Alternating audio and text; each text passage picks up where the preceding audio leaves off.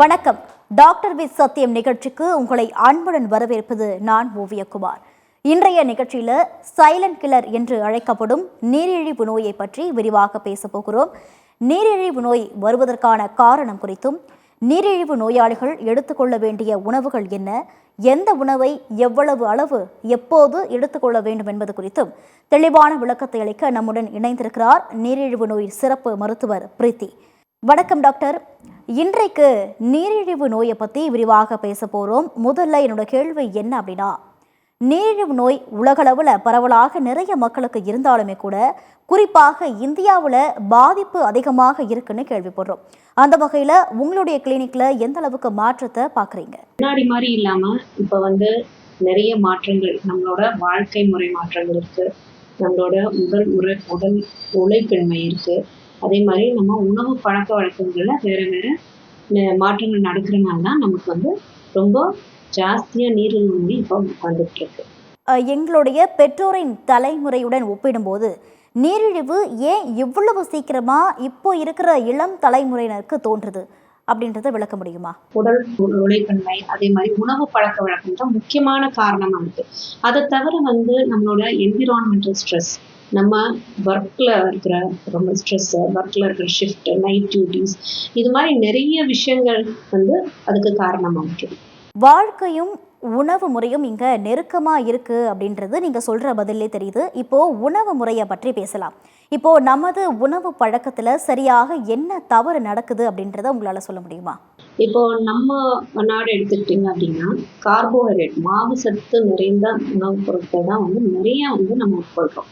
So அதில் இப்போ காலை உணவு பார்த்தீங்கன்னா ஒரு இட்லி, தோசை, மத்தியான உணவு சாப்பாடு கண்டிப்பாக இருக்குது, நைட்டுக்கும் அதே மாதிரி இட்லி, தோசை, சப்பாத்தி, இது மாதிரி எல்லா உணவுலையும் கார்போஹைட்ரேட், மாவு சத்து நிறைஞ்ச உணவுப் பொருட்கள் தான் நம்ம நிறைய சாப்பிடணும். அதை தவிர நம்ம துரித உணவுலையும் நிறைய ஆயிலில் ஃப்ரை பண்ணது, டிரான்ஸ் ஃபேட்ஸ், சேச்சுரேட்டட் ஃபேட்ஸ்ன்னு நிறைய இருக்கிறதும் இன்னொரு ரீசனாக இருக்குது.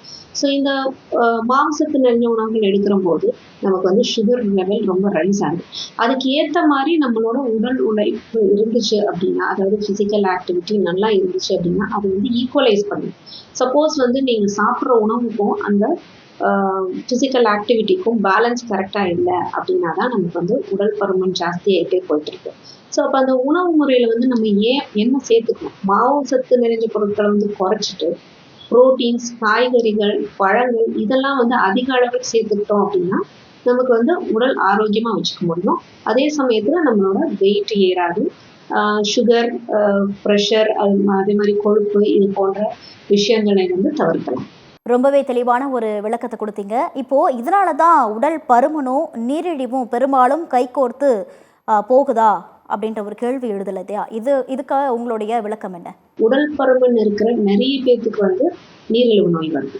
ஸோ அதுக்கு என்ன காரணம் அப்படின்னா, இந்த உடல் பருமனா இருக்கிறது உடல் கொழுப்பு எல்லா உறுப்புகள், அதாவது லிவர், கணையம், மற்ற எல்லா இடத்துலையுமே டெபாசிட் ஆகுறதுனால அதோட வேலைப்பாடெல்லாம் குறைவா இருக்கு. அப்போ இன்சுலின் ரெசிஸ்டன்ஸ்னு ஒரு மெக்கானிசம் தேவைப்படுது. அப்போ அந்த உடல் பருமன் அதிகமா இருந்துச்சு அப்படின்னா இன்சுலின் ரெசிஸ்டன்ஸ் அதிகமா இருக்கும்.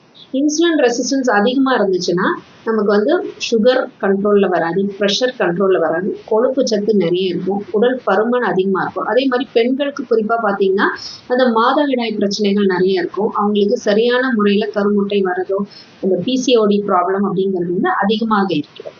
அதனாலதான் இது ரெண்டும் ஒரே மெக்கானிசம்னால வரதுனால இதை ரெண்டும் ஒரே வியாதி மாதிரி பாக்குறாங்க. இப்போ இருக்கக்கூடிய ஒரு பெரிய கேள்வி என்ன அப்படின்னா, இந்த போக்கை கட்டுப்படுத்த முடியுமா அப்படின்ற ஒரு கேள்வி எல்லா மக்களுக்குள்ளேயும் இருக்கு. அதுக்கு உங்களுடைய பதில் என்ன? கண்டிப்பாக கட்டுப்படுத்த முடியும். அதாவது நமக்கு நிறைய இடத்துல பாத்தீங்கன்னா இந்த மாஸ்டர் செக்அப்னு பண்றாங்க. இப்போ மாஸ்டர் செக்அப் பண்ற போது ஃபாஸ்டிங்லேயும் சாப்பிட்டதுக்கு அப்புறமும் முறையா சுகர் செக் பண்ற போது அது ஏர்லியா கண்டுபிடிக்க முடியாது. அதே மாதிரி அந்த 3 மாசம் ஆவரேஜ் சுகரும் ரொம்ப முக்கியமான ஒரு விஷயம். இப்போ சில பேர் டைரக்டா டாக்டர்ஸ் கிட்ட போகும்போது ஒரு சுகர் செக் பண்றாங்க. அப்போ ஒரு 140, 150 அப்படின்னு இருக்குன்னா நார்மல் நிறைய பேர் அலட்சியமா விட்டுறாங்க. அதை அலட்சியப்படுத்தாம நம்ம சாப்பிட்டு எவ்வளவு நேரம் கழிச்சு அந்த வேல்யூ இருக்கு அப்படிங்கிறத கவனத்துல கொண்டு இந்த HbA1c 3 மாசம் சுகர் அளவை வந்து நம்ம ப்ராப்பரா செக் பண்ணோம் அப்படின்னா மிக சீக்கிரமாவே வந்து நம்ம வந்து இந்த நீரிழிவு நோய் வரக்கூடிய வாய்ப்பு இருக்கா, நம்ம பார்டர் லைன் டயபெட்டிஸ்ல இருக்கா, டயபெட்டிஸ் வந்துருச்சா அப்படிங்கிறத அறிந்து கொள்ள முடியும். அதை வந்து சீக்கிரமா எவ்வளவு விரைவா நம்ம கண்டுபிடிக்கிறோமோ அவ்வளவு விரைவா நம்ம கட்டுப்படுத்துவோமா. ஸோ அந்த ஏர்லி ஸ்டேஜ்ல வந்து நம்ம ப்ராப்பரா அவங்களுக்கு ஒரு டயட் அட்வைஸ் கொடுத்து, ப்ராப்பரான ஒரு எக்ஸசைஸ் அட்வைஸும் கொடுத்து, அவங்களோட எல்லா உடல் உழைப்பை வந்து ஜாஸ்தி பண்ணி அவங்களோட உணவு முறையில வந்து நிறைய மாற்றங்கள் பண்ணோம் அப்படின்னா கண்டிப்பா இந்த டயபெட்டிஸ் அப்படிங்கிறத நம்ம ஏர்லி ஸ்டேஜ்ல ரிவர்ஸ் பண்ண முடியும். அதாவது இந்த HbA1c அப்படிங்கிற வேல்யூ வந்து 5.64 கீழே இருந்துச்சுன்னா நார்மல், 5.6 to 6.5 அப்படிங்கிற ஒரு ஸ்டேஜ்ல இருந்துச்சுன்னா அது வந்து பார்டர் லைன் டயபெட்டிஸ் அப்படின்னு சொல்றாங்க. 6.5க்கு மேல போனுச்சு அப்படின்னா கண்டிப்பா அவங்களுக்கு நீரிழிவு நோய் இருக்கு. ஸோ இந்த பார்டர் லைன் டயபெட்டிஸ்ல இருக்கிற ஸ்டேஜ்ல இருக்கிறவங்களுக்கு வந்து வெயிட் ரிடக்ஷன் அப்படின்னு ஒரு இம்பார்ட்டன்ட் திங் வந்து என்னன்னா, ஒரு 5 கிலோல இருந்து 10 கிலோ வெயிட் ரிடக்ஷன் பண்ணாங்க அப்படின்னாவே டயபெட்டிஸை தவிர்க்க முடியும், ப்ரெஷரை தவிர்க்க முடியும், உடல் பருமனால ஏற்படக்கூடிய பல பிரச்சனைகளை வந்து தவிர்க்க முடியும், அப்போ ஆரோக்கியமாகவும் வச்சுக்க முடியும். ஸோ இந்த அவேர்னஸ் நம்ம வந்து நம்ம ரொம்ப சீக்கிரமான காலகட்டத்திலே வந்து அவங்களுக்கு வந்து அவேர்னஸ் கிரியேட் பண்ணோம் அப்படின்னா அவங்களுக்கு வரக்கூடிய பாதிப்புகள்ல இருந்து நம்ம தவிர்க்கலாம். ஓகே டாக்டர், இப்போ நீரிழிவு மேலாண்மையில பார்த்தீங்கன்னா 4 தூண்கள் இருக்கு. அந்த படிகள் என்னென்ன, நீரிழிவு மேலாண்மை பற்றி நோயாளிகள் எப்படிலாம் சிந்திக்க வேணும் அப்படின்றதுக்கு உங்களுடைய பதில சொல்லுங்க. ஃபர்ஸ்ட் என்னன்னா, நீரிழிவு நோய் வந்துருச்சு அப்படிங்கிறதே வந்து அவங்களுக்கு ஒரு மிகப்பெரிய கவலையா இருக்கும். ஸோ அதுல இருந்து அவங்க ஃபர்ஸ்ட் வெளியே வரணும். அப்போ அவங்களுக்கு வந்து ஒரு கவுன்சிலிங் கொடுக்குறோம். நம்ம வந்து வியாதி வந்துருச்சு அப்படிங்கிற ஒரு டிப்ரெஷன் இல்லாம அதுக்கு என்ன வந்து நம்ம கரெக்டான முறையில வந்து ஃபாலோ பண்ணோம் அப்படின்னா அந்த நோயோட பாதிப்புகள்ல இருந்து நம்ம வெளிவர முடியும் அப்படிங்கிறத அவங்களுக்கு அவேர்னஸ் கிரியேட் பண்ணும். ஸோ மன அழுத்தத்தை முதல்ல வந்து குறைக்கணும் அவங்களுக்கு. அடுத்து அவங்க கரெக்டான உணவு முறை ஃபாலோ பண்றதுக்கு நம்ம வந்து அட்வைஸ் பண்ணணும். எத்தனை வேலைகளா சாப்பிடலாம், எவ்வளோ அளவா சாப்பிடலாம், என்னென்ன உணவுகள் சாப்பிடலாம், எண்ணெயில பொரிச்ச விஷயங்கள் அவாய்ட் பண்ணலாம், அது மாதிரி எதெல்லாம் அவாய்ட் பண்ணலாம் அதையும் நம்ம வந்து அவங்களுக்கு ப்ராப்பரா அட்வைஸ் பண்ணோம் அப்படின்னா அவங்களால கரெக்டா அதை ஃபாலோ பண்ணாங்க அப்படின்னா இந்த பிரச்சனைகளை வந்து தவிர்க்கலாம். ஸோ இதை வந்து இதோட சேர்த்து உடல் பயிற்சி. அப்ப நிறைய பேர் என்ன சொல்லுவாங்க அப்படின்னா, நாங்க வந்து வீட்டு வேலையே சரியா இருக்கு, நிறைய நேரம் நம்ம வந்து ஒர்க் பண்றோம், அதனால எங்களுக்கு வந்து வாக்கிங் போக டைம் இல்லை அப்படின்ற மாதிரி சொல்றாங்க. இப்போ இருக்கிற காலகட்டத்தில் பார்த்தீங்கன்னா வீட்டு வேலை அப்படின்னா மேக்ஸிமம் வந்து மிஷின்ஸ் தான் பண்ணும். அதுல வந்து பாதி வேலை தான் நம்ம பண்றோம். இப்போ இதே வந்து பிற்காலத்துல பாத்தீங்க அப்படின்னா எல்லா வேலைகளும் அவங்களோட உடல் உழைப்பு ரொம்ப அதிகமான பங்கு இருந்திருக்கு. அதாவது ஒரு மாவாட்டுறதோ இல்லை சட்னி அரைக்கிறதோ இல்லை எந்த ஒரு துணி துவைக்கிறது எல்லா வேலைகளும் வந்து மேனுவலா பண்ணிட்டு இருந்தாங்க. இப்போ எல்லாமே மிஷின்ஸ் பண்றதுனால என்ன ஆகுதுன்னா அவங்களோட உடல் உழைப்பு வந்து ரொம்ப கம்மியாயிடுச்சு. அப்ப இந்த இதெல்லாம் வந்து அவங்க வந்து வேலை அப்படிங்கிற லிஸ்ட்ல வந்து சேர்க்க முடியாது. ஸோ அதுக்குன்னு தனியா வந்து ஒரு வாக்கிங் ஆர் எக்ஸசைஸ் பண்ணா தான் நம்மளோட எக்ஸ்ட்ரா எனர்ஜி எல்லாம் வந்து நம்ம பேர்ன் அவுட் பண்ண முடியும். அந்த எக்ஸ்ட்ரா எனர்ஜி பேர்ன் அவுட் பண்ணா நம்ம வெயிட் வந்து கரெக்டா மேனேஜ் பண்ண முடியும். அதிகமான கொழுப்பு தேவையில்லாத இடத்துல வந்து டெபாசிட் ஆகுறத நம்ம தவிர்க்க முடியும். ஸோ அந்த வெயிட்டை வந்து கரெக்டா மேனேஜ் பண்ணாலே வந்து நம்ம இந்த நிறைய பிரச்சனை, அதாவது சுகர், ப்ரெஷர், கொலஸ்ட்ரால் எல்லாத்தையும் உடல் பருமன் அதுவுமே ஒரு வியாதி ஆயிடுச்சு இப்போ. ஸோ அதையும் வந்து நம்ம கட்டுப்படுத்த முடியும் அண்ட் ஆரோக்கியமா வாழ முடியும். ஓகே டாக்டர், இப்போ நீங்க சொன்ன இந்த 4ல உணவு முறை, அதாவது டயட் அப்படின்ற ஒரு விஷயம் வந்து மீண்டும் மீண்டும் நம்ம வந்து கேட்குற ஒரு வார்த்தையா இருக்கு. இப்போ இந்த உணவு முறை ஏன் இவ்வளவு முக்கியமானதா பார்க்கப்படுது? அதான் இப்போ சொன்ன மாதிரி நம்மளோட உணவு தான் முக்கியமான பங்கு. இப்போ நிறைய பேர் என்னன்னா இப்போ இந்த மாதிரி நிறைய நேரம் வேலை பார்க்கறது வந்து நிறைய வேலை பார்க்குறோம் அப்படின்றனால அவங்க வந்து என்ன பண்றாங்கன்னா அதிகமான அளவு உட்கொள்றாங்க. சரியா, சாப்பாடு அதிகமா உட்கொள்றாங்க. அந்த உணவு அதிகமா உட்கொள்ற போது அது போய் கொழுப்பா மாறி உடம்புல இருக்கிற முக்கியமான உறுப்புகள், அதாவது கணையம், லிவர் அதுல எல்லாம் படிகிற போது அதோட வேலை வந்து கம்மி பண்ணுது. ஸோ இந்த கம்மி பண்றதுனால தான் இன்சுலின் ரெசிஸ்டன்ஸ் வருது, கொழுப்பு வந்து அதிகமா ரத்த குழாய்களில் படிகிறதுனால ஹார்ட் அட்டாக் வருது, அதே மாதிரி ப்ரெஷரும் வருது. ஸோ இது எல்லா பிரச்சனைக்கும் அடிப்படை காரணம் வந்து உணவு. அதே மாதிரி இந்த துரித உணவுகள், ஃபாஸ்ட் ஃபுட்ஸ் வந்துட்டு நிறைய யூஸ் பண்ணாங்க. அப்போ அது வந்து டிரான்ஸ் ஃபேட்ஸ், சேச்சுரேட்டட் ஃபேட்ஸ்லாம் தான் வந்து அதிக அளவில் இருக்கு. ஸோ அது வந்து நல்ல கொழுப்புகள் கிடையாது. இப்போ வீட்டில் வந்து ஃப்ரெஷ்ஷாக சமைச்ச காய்கறிகள், ஃப்ரெஷ்ஷாக சமைச்ச சாப்பாடு அண்ட் நம்ம நார்மலாக வந்து சின்ன சின்ன விஷயங்கள் பொரிச்சு சாப்பிட்றதெல்லாம் வந்து நல்ல எண்ணெயில வந்து பொரிச்சு அந்த மிதமான அளவு தேவையான அளவு ஃபேட்ஸ் இருக்கிற மாதிரி தான் நம்ம வந்து சாப்பிட்றோம். அதே வந்து நம்ம வெளியே வந்து ஃபுட்ஸ் எடுத்துக்கிற போது அந்த மீண்டும் மீண்டும் ஹீட் பண்ண ஆயிலே சாப்பிடும் போது அது trans fats and saturated fats வந்து அதிகமான அளவில் இருக்கிறதுனால அது போய் ரத்த குழாயில படிஞ்சு ஹார்ட் அட்டாக்கோ இல்லை சுகர் அந்த மாதிரி கொழுப்பு எக்ஸ்ட்ரா ஆகிறதுக்கான முக்கியமான காரணமாகும். அப்போ நல்ல உணவுகள், நல்ல வேக வைத்த உணவுகள், பச்சை காய்கறிகள், அதே மாதிரி வந்து நான்வெஜ் அப்படின்னாலுமே ஃபிஷ்ஷு, நாட்டுக்கோழி, அது மாதிரி ஹெல்த்தியான நான்வெஜ் ஐட்டம்ஸ். மட்டன் வந்து ரெட் மீட்ல வருது, ஸோ அது வந்து ரேராக தான் சாப்பிட்டுக்கணும். அது மாதிரி இந்த உணவுகளுமே வந்து நம்ம நார்மலாக குழம்புல வேக வச்சு சாப்பிட்றது, ஆர் ஜஸ்ட் வந்து சால்ட் அண்ட் மஞ்சள் போட்டு வேக வச்சு சாப்பிட்றது, இந்த மாதிரி சாப்பிட்டோம் அப்படின்னா அந்த அளவுக்கு கொழுப்பு வராது. அதில் ப்ரோட்டீன்ஸ் தான் அதிகமாக இருக்குது. ஸோ அந்த ப்ரோட்டீன்ஸும் வந்து நமக்கு வந்து ரொம்ப முக்கியமான விஷயம். அதே மாதிரி காய்கறிகளில் இருக்கிற ஃபைபர்ஸும் ரொம்ப முக்கியமான விஷயம். இந்த மாதிரி உணவுகள் எடுக்கிற போது நம்ம ரத்தத்தில் இருக்கிற சர்க்கரை அளவு வந்து கண்ட்ரோல்டாக இருக்கும். அந்த சர்க்கரையோட அப்சார்ப்ஷன் வந்து கம்மியாக இருக்கும், கண்ட்ரோல்டாக இருக்கும். அப்போ நீரிழிவு நோய் வர்றதுக்கான வாய்ப்பு வந்து ரொம்ப குறைவாக இருக்கும். அப்போது நீங்கள் சொல்கிறத பார்த்தீங்கன்னா ஒரு நீரிழிவு நோயாளிக்கு உணவு முறை அப்படின்றது ரொம்பவே முக்கியமானதாக பார்க்கப்படுது. அப்போது ஒரு நீரிழிவு நோயாளிக்கு ஆரோக்கியமான உணவு முறை எப்படி இருக்கணும் அப்படின்றத நீங்கள் சொல்லுங்கள். இப்போ நாம் சொன்ன மாதிரி காலையில் வந்து ஒரு அளவான உணவு, 3 இட்லி 2 தோசை, அது மாதிரி அளவான உணவு, கேலரி கவுண்டிங் வந்து அவங்க பேஸ் பண்ணி அவங்க சாப்பிட்டாங்க அப்படின்னா ரொம்ப ஆரோக்கியமாக இருக்க முடியும். இப்போ நமக்கு வந்து 3 இட்லி சாப்பிட்டு நமக்கு வந்து வயிறு ஃபில் ஆகலை அப்படின்னா அந்த வயிறு ஃபில் ஆகுறதுக்கு என்ன மாதிரி உணவு இருக்குது? காய்கறிகள் வச்சு ஃபில் பண்ணலாம், ரா வெஜிடபிள்ஸ், இல்லைனா வந்து குக்டு வெஜிடபிள்ஸ், இல்லைனா பயிர் வகைகள், இல்லைனா ஒரு எக் ஒயிட், இது மாதிரி, ஆர் மோர், இது மாதிரி ஏதாவது ஒரு விஷயத்தை வச்சு நம்ம வயிறை ஃபில் பண்ணோம்னா நம்ம சாப்பிட்டதுக்கும் நம்ம திருப்தியாக இருக்கும். அதே மாதிரி அளவான உணவு வந்து சாப்பிட்ட மாதிரி. அதே மாதிரி மதிய உணவுக்கு பார்த்தீங்கன்னா ஒரு 1/4 பங்கு தான் வந்து ரைஸ் இருக்கும், மிச்ச 1/4 பங்கு வந்து காய்கறிகள், அண்ட் இன்னொரு 1/4 பங்கு வந்து ப்ரோட்டீன்ஸ் வெரைட்டிஸ் இருக்கணும். அது பயிர் வகையாக இருந்தாலும் சரி, நான்வெஜ் ப்ரோட்டீன்ஸாக இருந்தாலும் சரி, அண்ட் ஒரு கூட்டு வகை, அதில் வந்து பருப்பும் இருக்கும், காய்கறிகள். ஸோ இந்த மாதிரி ஒரு அளவான உணவு சாப்பிட்டோம் அப்படின்னா நம்ம ரொம்ப ஆரோக்கியமாக இருக்க முடியும். ஓகே டாக்டர், இப்போது நீரிழிவில் புரதம் அதாவது புரோட்டீனுடைய முக்கியத்துவம் ரொம்பவே முக்கியமாக பார்க்கப்படுது. இப்போது நீரிழிவு நோயில் அதிக புரதத்தின் முக்கியத்துவம் என்ன அப்படின்றத சொல்லுங்கள். டயபெட்டிஸ் இருக்கிறவங்க சாப்பாடை கம்மி பண்ணுறேன் அப்படின்னு சொல்லிட்டு நிறைய விஷயங்கள் கம்மி பண்ணுறாங்க. அப்போ அவங்களுக்கு வந்து அந்த மசில் வீக்னஸ் நிறைய ஆகுது, சார்கோபீனியா அப்படின்னு சொல்லுவாங்க. அதே மாதிரி உடல் பருமனாக இருக்கிறவங்களுக்கும் அந்த சார்கோபீனியா, மசில் மாஸ் வந்து ரொம்ப வீக்காக இருக்கும், ஆனால் அவங்க உடல் பருமனாக இருப்பாங்க. ஸோ சார்கோபீனிக் ஒபிசிட்டி அப்படின்ற ஒரு டேர்ம்.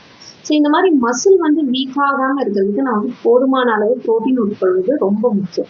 அப்போ ஒரு நாளைக்கு வந்து எவ்வளோ ப்ரோட்டீன்ஸ் உட்கொள்றது அப்படின்னா 1 gram per kilogram per day அப்படிங்கிறது தான் ஒரு ஃபார்முலா இருக்குது. ஸோ அப்போ நம்மளோட வெயிட் எவ்வளவோ அதுக்கு ஈக்குவலாக வந்து நம்ம இப்போ 60 kg இருக்கிறோம்னா 60 கிராம்ஸ் ஆஃப் ப்ரோட்டீன்ஸ் ஒரு நாளைக்கு வந்து எடுத்துக்கணும். அப்போ தான் நம்ம வந்து உடல் ஆரோக்கியமாக இருக்கும், சதவலி வராது, நம்மளால வேலை வந்து ரொம்ப புத்துணர்ச்சியாக பார்க்க முடியும், சோர்வு வராமல் இருக்கும், கை கால் வலி, கிராம்ஸ் எல்லாம் வருதுன்னு சொல்கிறாங்களா, அதுக்கு முக்கியமான காரணம் வந்து ப்ரோட்டீன் சத்து, விட்டமின் சத்து இதெல்லாம் வந்து குறைவாக இருக்கிறது தான். ஸோ அதெல்லாம் கரெக்டான லெவலில் எடுத்தாங்க அப்படின்னா எந்த விதமான பாதிப்பும் இல்லாமல், கை கால் வலி இல்லாமல் ஆரோக்கியமாக நல்லா ஹெல்த்தியாக இருக்க முடியும்.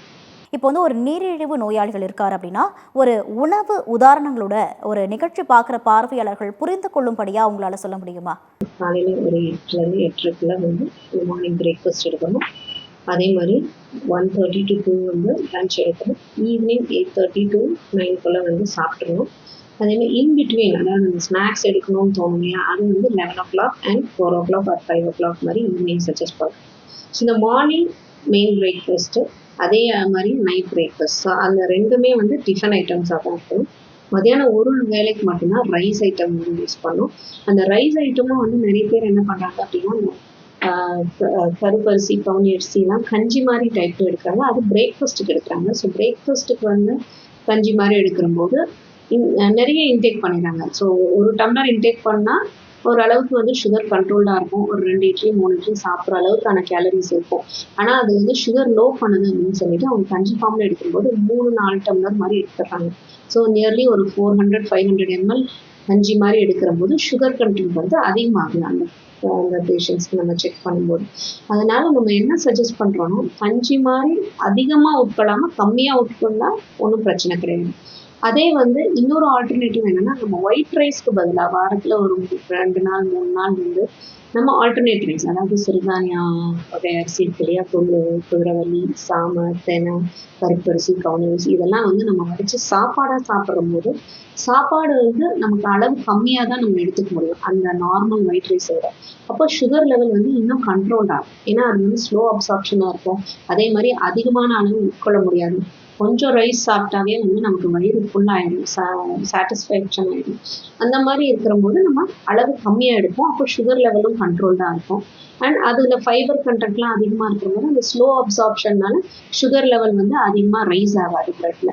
ஸோ இதெல்லாம் நிறைய நம்ம இந்த மாதிரி முறையில எடுத்துக்கிட்டா நல்லது. இல்லை அப்படின்னா வந்து இந்த சிறுதானியங்களை வந்து நம்ம நார்மல் இட்லி தோசை மாவு அரைக்கிற போது 1 டம்ளர் நார்மலா வந்து பச்சரிசி இல்லைன்னா பொங்கல் அரிசி எடுத்தோம்னா 1 டம்ளர் வந்து நம்ம இந்த மாதிரி ஆல்டர்னேட் சிறுதானிய ரைஸ், மில்லட் ரைஸ் இல்லை கருப்பு ரைஸ் ஏதாவது ஒன்று வந்து 1 டம்ளருக்கு பதிலாக ஈக்குவலா வந்து நம்ம மிக்ஸ் பண்ணி இட்லி தோசைக்கே அரைச்சோம்னா அதுவும் வந்து நமக்கு வந்து ஹெல்த்துக்கு நல்லது. ஃபைபர் கண்டென்ட் நிறைய இருக்கும், விட்டமின்ஸ், மினரல்ஸ், ப்ரோட்டீன்ஸ் எல்லாம் நிறையா இருக்கும்.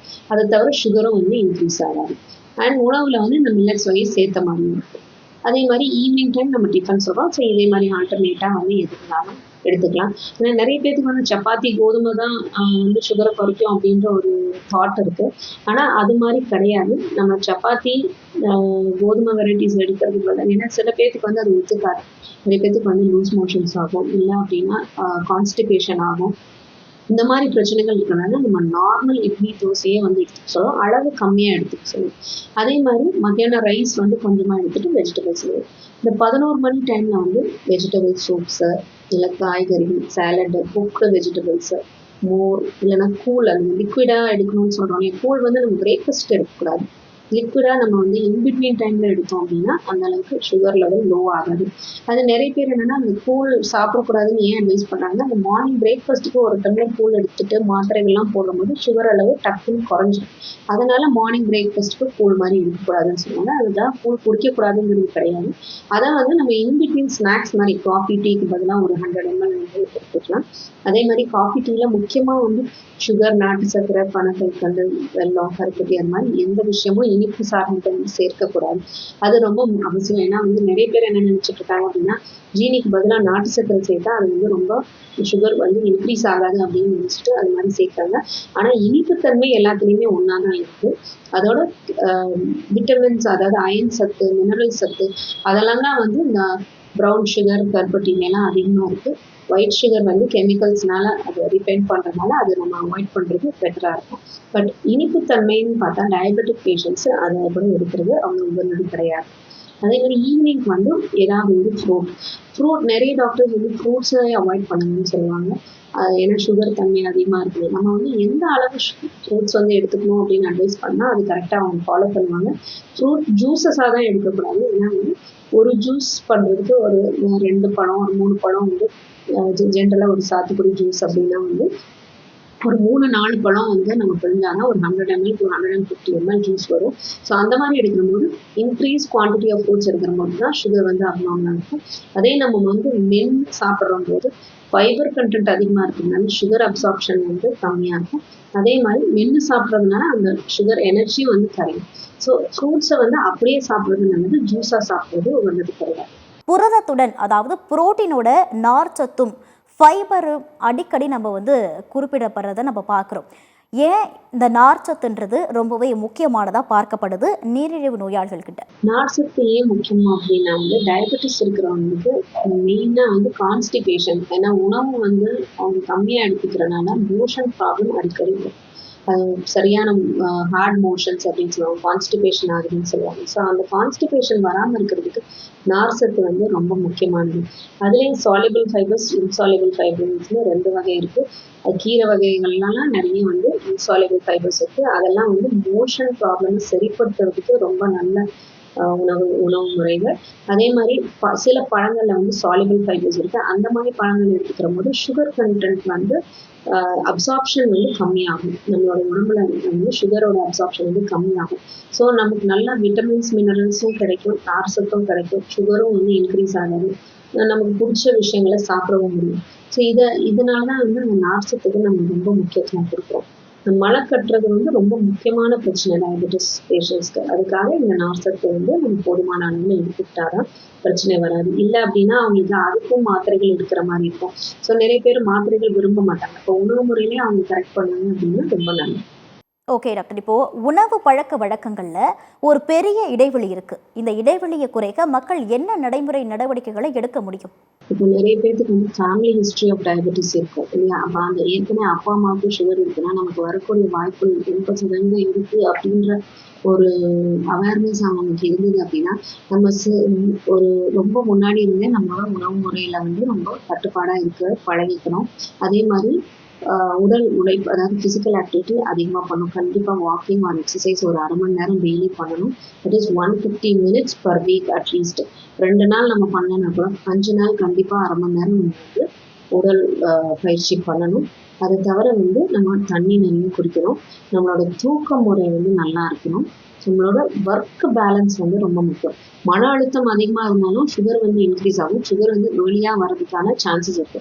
நிறைய பேர் வந்து இந்த சிறு வயதிலே, அதாவது போன வாரம் கூட ஒரு பேஷண்ட் பார்த்து அது 21 வயசு தான். ஃபீவர் வந்து கண்ட்ரோல் ஆகாமல் இருக்கு அப்படின்னு தான் வந்தாங்க. ஆனால் அவங்களோட சுகர்ஸ் செக் பண்ணுற போது 300 சம்திங் இருந்து அவங்களுக்கு இது வரைக்கும் சுகர் இருக்கு அப்படின்றது தெரியாது.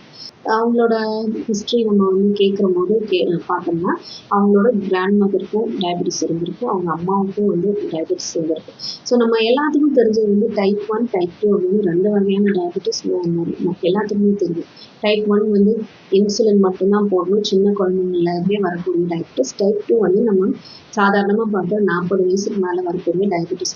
இப்போ இன்னொரு டேர்ம் என்ன இருக்குன்னா மெச்சூரிட்டி ஆன்செட் டயபெட்டிஸ் அப்படின்னா வந்து 21 இயர்ஸ்லேயே வந்து அந்த டைப் 1 மாதிரி இல்லாமல் டைப் 2 டயபெட்டிஸ் வருது.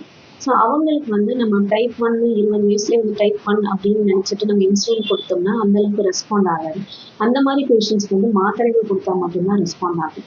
அதே மாதிரி இன்னொரு வகை என்ன அப்படின்னா லேட் ஆன்செட் டயபெட்டிஸ் அதுவும் வந்து முக்கியமானது. அந்த லேட்டாக வரக்கூடிய அதாவது 30 வயசுக்கு மேலே டைப் 1 டயபெட்டிஸ் மாதிரி இன்சுலின் மட்டும்தான் கொடுக்குற மாதிரி ஒரு டயபெட்டிஸ் இருக்கு. ஸோ இது மாதிரி நிறைய வகைகள் இருக்கு. இது வந்து ஜெனட்டிக் டிஃபெக்ட்ஸ்னால நிறைய வரக்கூடிய வாய்ப்பு, பரம்பரையிலே வரக்கூடிய இது வந்து நிறைய ஜெனட்டிக் டிஃபெக்ட்ஸ்னால வருது. ஸோ அதெல்லாம் வந்து ஏர்லியாக நம்ம வந்து கண்டுபிடிச்சி அவங்களுக்கு வந்து கவுன்சிலிங் கொடுத்து முதல்ல அவங்களுக்கு டயபெட்டிஸை அக்செப்ட் பண்ணுறதுக்கான கவுன்சிலிங் கொடுக்கணும். இந்த டயபெட்டிஸ் வந்துச்சுனாவே அவங்களுக்கு ஒரு ஸ்ட்ரெஸ் வந்துடும். அடுத்து நம்ம லைஃப் எப்படி இருக்க போகுது, மற்றவங்க மாதிரி இருக்க முடியாது, அந்த மாதிரி நிறைய வந்து சந்தேகங்கள் இருக்கும். ஸோ இதெல்லாம் கிளியர் பண்ணுறதுக்கு நம்ம ஃபஸ்ட்டு ஒரு கவுன்சிலிங் கொடுக்கணும். அதுக்கப்புறம் அவங்களுக்கு வந்திருக்கக்கூடிய டயபெட்டிஸ் பற்றி அவேர்னஸ் கொடுக்கணும். அது என்ன மாதிரியான காரணத்தினால வந்திருக்கு, அதுக்கு என்னென்ன முறைகள் வந்து பின்பற்றணும், லைஃப் ஸ்டைல் எப்படி இருக்கணும், இது உணவு முறை, இது எல்லாமே கரெக்டாக அட்வைஸ் பண்ணி அவங்க கரெக்டாக ஃபாலோ பண்ணாங்கன்னா ஏர்லியாக நம்ம கண்டுபிடிச்சி ட்ரீட்மெண்ட் பண்ணிட்டாலே காம்ப்ளிகேஷன்ஸ் வந்து குறைஞ்சிரும். ஏன்னா அந்த டயபெட்டிஸ்னு வந்துச்சுன்னா ஃபஸ்ட்டு 5 இயர்ஸில் கண்ட்ரோல் சரியாக பண்ணலன்னா காம்ப்ளிகேஷன்ஸ் வரைக்கும் போகும். காம்ப்ளிகேஷன்ஸ் அப்படின்னா வந்து இருதய பாதிப்பு, கிட்னி பாதிப்பு, கால் நரம்புகள் பாதிப்பு, மூளைக்கு ரத்த ஓட்டம் பாதிப்பு, இது மாதிரி நிறைய பிரச்சனைகள், கண் பாதிப்பு. ஸோ இதெல்லாம் வந்து தவிர்க்கிறதுக்கு நம்ம எப்போ வந்து சுகர் இருக்குன்னு கண்டுபிடிக்கிறோமோ அந்த ஃபர்ஸ்ட் 5 இயர்ஸ்லேயே நமக்கு ப்ராப்பரான ஒரு கண்ட்ரோல் கொண்டு போயிட்டோம் அப்படின்னா இந்த பாதிப்புகள்லேருந்து தவிர்க்கலாம். இதுதான் வந்து நிறைய மிஸ்டேக் ஆகுது. ஏன்னா ஆரம்ப ஸ்டேஜில் வந்து அலட்சியமாக இருந்துருவாங்க. ஒரு 10 வருஷம் கழிச்சு நான் சுகருக்கு நல்லா கரெக்டாக கண்ட்ரோலாக இருக்கேன், ஏன் பாதை எரிச்சல் சரியாக மாட்டேங்குது, இல்லை கண் பார்வை ஏன் குறைபாடு இருக்குது, இல்லை ஹார்ட் பிரச்சனையே வந்துச்சு அப்படின்னா நம்மளால ஃபுல்லாக வந்து அவங்களுக்கு குணப்படுத்த முடியாது, ஃபுல்லாக அதை நார்மலைஸும் பண்ண முடியாது. ஏன்னா இப்போ இருக்கிற கண்ட்ரோல் வந்து இப்போ இருக்கிற பாதிப்புகளை மோசமாக்காம தான் இருக்கும். முன்னாடி வந்த ஏற்கனவே வந்த பாதிப்புகளை வந்து சரிப்படுத்த முடியாது. ஒரு பாதை எரிச்சல் வருதுன்னா ஒரு 50% நம்ம அவங்களுக்கு வந்து கண்ட்ரோல் பண்ணி ரிவர்ஸ் பண்ண முடியும். முழுசா வந்து பாதை எரிச்சல் வந்து மறைய வைக்க முடியும். ஸோ இதெல்லாம் தான் அவங்க புரிஞ்சுக்கணும். ஸோ வந்து ஏர்லி ஸ்டேஜில் அவங்க கண்ட்ரோலை விட்டுட்டு லேட் ஸ்டேஜில் கண்ட்ரோல்டாக இருந்தாலும் அந்த பாதிப்புகள் கண்டிப்பாக வந்து அவங்கள துரக்கும். அதனால அவங்க ரொம்ப அலட்சியமாக இல்லாமல் அதுக்கு கவனமாக இருக்கணும். ஓகே டாக்டர், இப்போது நீரிழிவு சிகிச்சையில் சப்ளிமெண்ட் அப்படின்றது ரொம்பவே முக்கியமானதாக பார்க்கப்படுது. இது நீரிழிவு சிகிச்சையில் சப்ளிமெண்ட்ஸ் எவ்வாறு சரியாக பொருந்துது அப்படின்றத சொல்லுங்கள். சப்ளிமெண்ட்ஸ் வந்து ஏன்னா நிறைய பேர் இப்போ ஓல்டேஜில் பார்த்தீங்கன்னா அவங்களுக்கு நிறைய பேருக்கு ப்ராக்டிக்கலாக பார்த்தீங்கன்னா பல் வரிசை கரெக்டாக இருக்காது, அவங்களுக்கு மெல்ல முடியாது, சாஃப்டான உணவுகளெல்லாம் வந்து எடுத்துக்கணும். இப்போ என்ன பண்ணுறாங்க, ரொம்ப சாஃப்டாக இருக்கிற உணவுகள் மட்டும்தான் எடுத்துக்கணும், பழங்கள் உட்கொள்ள முடியாது, பயிர் வகைகள் உட்கொள்ள முடியாது. ஸோ அந்த மாதிரி இருக்கிறவங்களுக்கு வந்து இந்த ப்ரோட்டீன் சப்ளிமெண்ட்ஸ் வந்து ரொம்ப அவசியமானது. ஸோ அவங்களுக்கு போதுமான அளவு புரோட்டீன் சத்து, கார்போஹைட்ரேட் சத்து, ஃபேட், விட்டமின்ஸ், மினரல்ஸ் எல்லாம் சேரணும் அப்படின்னா அவங்களுக்கு அந்த புரோட்டீன் சப்ளிமெண்ட்ஸ் கொடுத்தோம் அப்படின்னா அவங்க அதுல இருந்து ரொம்ப பயன்படுவாங்க. ஸோ ஈஸியா அவங்களுக்கு கொஞ்சமா சாப்பிட்டாங்க, ஏன்னா நிறையவும் சாப்பிட முடியாது. அதே மாதிரி திடமான உணவுகளை வந்து சாப்பிட முடியாது. அப்போ புரோட்டீன் சப்ளிமெண்ட்ஸ் கொடுக்குறம்போது அவங்களுக்கு எவ்வளோ கேலரி ரிக்குவயர்மெண்ட் இருக்கோ அது வந்து அவங்களுக்கு சரியான முறையில் போய் சேரும். அப்போ அவங்களோட மசில் பல்க் பவர் இம்ப்ரூவ் ஆகும். அவங்களுக்கு அந்த கிராம்ஸ் மாதிரி வர மாதிரி சோர்வு இல்லாமல் ஒரு சாதாரணமா ஒரு நல்ல ஒரு லைஃப்பை வந்து லீட் பண்ணும். டாக்டர், இப்போ இறுதியா உங்ககிட்ட ஒரு கேள்வி. ஊட்டச்சத்து சப்ளிமெண்ட்டை தேர்ந்தெடுக்கும் போது பார்வையாளர்கள் முக்கியமா எதை பார்க்கணும் அப்படின்றத ஒரு கொஞ்சம் தெளிவாவே சொல்லிடுங்க. போதுமான அளவு புரோட்டீன்ஸ், கார்போஹைட்ரேட்ஸ் எல்லாமே சம அளவுல இருக்கா, கரெக்டான அளவுல இருக்கா, தேவையான அளவு. அதாவது ஒவ்வொரு கார்போஹைட்ரேட்ஸ் இவ்வளோ அளவு இருக்கணும், புரோட்டீன்ஸ் வந்து எந்த அளவு இருக்கணும், அதெல்லாம் வந்து கவனத்துல கொண்டு அவங்க புரோட்டீன் சப்ளிமெண்ட்ஸை எடுக்கணும். அதே மாதிரி டயபெட்டிஸ் இருக்கிறவங்க வந்து அதுல வந்து சர்க்கரை சத்து ஏதாவது சேர்ந்திருக்கா, இனிப்புத்தன்மை இருக்கா, அதையும் வந்து கவனத்துல கொண்டு அவங்க வந்து எடுக்கணும். அண்ட் நிறைய வந்து ஹை புரோட்டீன் சப்ளிமெண்ட்ஸ் எடுத்தாங்க அப்படின்னா அவங்களுக்கு வந்து நிறைய பயனுள்ளதாக இருக்கும். இறுதியா மக்களுக்கு வந்து என்ன சொல்ல விரும்புறேன் அப்படின்னா, சிறு வயதிலே இப்போ வந்து சுகர் வருது இல்லையா, அந்த மாதிரி பேஷண்ட்ஸ்க்கு வந்து நம்ம சிம்டம்ஸ் வந்து எப்படி இருக்கும் அப்படின்னா, வெயிட் லாஸ் அப்படிங்கிறது தான் முக்கியமான சிம்டம். திடீர்னு ஒரு 8 கிலோ 6 கிலோ குறையுது அப்படின்னா நீங்கள் வந்து ஃபஸ்ட்டு சுகர் போய் செக் பண்ணணும். நம்ம டயட்னால இல்லை நம்ம வேலை அதிகமாக இருக்கிறனால தான் வெயிட் குறையுது அப்படின்றத நினச்சிட்டு இருக்கக்கூடாது. நமக்கு எப்போல்லாம் சோர்வு வருது அந்த டைம்லலாம் நம்ம கண்டிப்பாக வந்து ஒரு ஹெல்த் செக்அப் பண்ணணும். Not only sugar, blood pressure எல்லாமே செக் பண்ணணும். ஏன்னா இப்போ எல்லாமே வந்து ரொம்ப ஏர்லி ஸ்டேஜில் வருது. அதே மாதிரி நம்ம முன்னோர்கள், நம்ம அப்பா அம்மாக்கெல்லாம் வந்துட்டு 40 இயர்ஸில் தானே வந்திருக்கு, நமக்கு இப்போ வராது அப்படின்ற மாதிரி நினைக்கக்கூடாது. அவங்களுக்கு வர சிம்டம்ஸ் வந்து வித்தியாசமாக இருக்கும். அதாவது அதிகமாக யூரின் போகிறது, பசிக்கிறது, இந்த கால் நரம்பு பிரச்சனைகள், பாத எரிச்சல், அந்த மாதிரி பிரச்சனைகள் தான் வரும். ஆனால் சிறு வயதில் வரக்கூடியவங்களுக்கு வந்து அதிகமான இன்ஃபெக்ஷன்ஸ் வருது. அதாவது யூரினரி இன்ஃபெக்ஷன்ஸ், ஜெனிட்டல் ஏரியாவில் வந்து அரிப்பு அந்த மாதிரி வருது, எடை குறைதல், இந்த மாதிரி ஹேண்ட் புண்ணு ஆறாமல் இருக்கிறது, சோர்வாக இருக்குது, இந்த மாதிரி எந்த சிம்டம் இருந்தாலும் 20-25 இயர்ஸில் இருக்கிற எல்லாருமே வந்து சுகரை செக் பண்ணுறது ரொம்ப அவசியம். இந்த மாதிரி ரொம்ப சீக்கிரமாகவே நம்ம வந்து இதெல்லாம் டெஸ்ட் பண்ணி கண்டுபிடிச்சிட்டோம்னா நம்ம நீரிழிவு நோயை கட்டுப்பாட்டில் வச்சு ஒரு ஆரோக்கியமான வாழ்வு, நல்ல வாழ்வு வந்து வாழ முடியும். ஸோ நம்மளுக்கு உணவு முறை முக்கியம், நம்மளோட உடல் உழைப்பு ரொம்ப முக்கியம். அதே மாதிரி கரெக்டாக வந்து டாக்டர் வந்து வர சொல்லும் போது அதையும் ஃபாலோ பண்ணுறது ரொம்ப முக்கியம். இந்த மாத்திரைகள் தானே கொடுக்குறாங்க, இதுவே கரெக்டாக இருக்குது, நம்ம பாட்டுக்கு ஒரு 6 மாதம் இல்லை 1 வருஷம் கழிச்சு நம்ம வந்து போகக்கூடாது. ஏன்னா ஒவ்வொரு தடையும் சுகர் லெவல் எப்படி இருக்குது அதுக்கு தகுந்த மாதிரி மாத்திரைகளை கூட பண்ணுறதோ குறைப்பு கொடுக்கறது மருத்துவரால் மட்டும்தான் முடியும். மருத்துவரோட ஆலோசனை இல்லாமல் மருந்துகளை வந்து நிறுத்த வேண்டாம். நன்றி. இந்த வார டாக்டர் வித் சத்தியம் நிகழ்ச்சியில நீரிழிவு நோய் குறித்தும் அது சார்ந்த பல்வேறு விளக்கங்களையும் சந்தேகங்களையும் மருத்துவர் பிரீத்தி வழங்கியதை கேட்டும். நிச்சயமா நீரிழிவு நோயாளிகளுக்கு பயனுள்ளதாக அமைந்திருக்கும் என்று நம்புகிறேன். மீண்டும் அடுத்த வாரம் சந்திப்போம். நன்றி, வணக்கம்.